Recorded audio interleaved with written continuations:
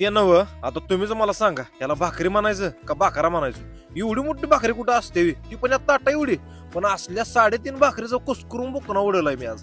आणि इथल्या रश्याची टेस्ट म्हटलं तरी एकदम टॉप लेवलची. बऱ्याच दिवसापासून कमेंट पडत होत्या की बलोडी फाट्यावरची चिरम्यांच्या धाब्या एकदा जाऊन ये म्हणून, लय भारी आहे म्हणे. मग काय आज गेलो की जोडीदारच निघून पलूस तालुक्यात आंधळी बलोडी फाट्यावर किंवा गणेश धाबा आहे, ज्याला चिरम्यांच्या धाब्याच्या नावानं ओळखतात. बाहेरनं बघितला तर असं वाटतंय हॉटेल नव्हच, अवे खरंच हॉटेल नव्हतं, कारण सगळी ती यंत्रणा ती घरगुती यंत्रणा आहे. ही आहे यांची आळकट पाळकट घालून बसायची व्यवस्था, ही आहे यांची टेबल खुर्चीवाली यंत्रणा, आणि ही आहे यांचं एकदम जुन्यातलं किचन चितला ह्यो गरमागरम चुलीवरचा रस्सा. मग मी घेतली इथली 170 रुपयाची चिकन थाळी, त्यात फक्त रस्सा वाटी, चिकन प्लेट, भाकरी आणि गिचका राईस येतोय.